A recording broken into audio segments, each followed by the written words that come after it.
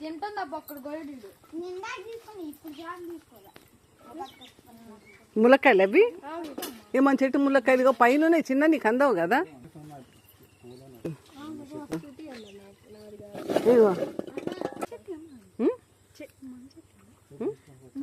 మన చెట్టు ఇక్కడ కోస్తా ఇగో ఇక్కడ పైన ఉన్నాయి. మీరేంటి ఇక్కడ పెట్టుకున్నారా? టీచర్ ఒకసారి ఫోన్ ఇవ్వండి. నిన్న ఏదో అన్నారుగా పాస్టర్ గారు.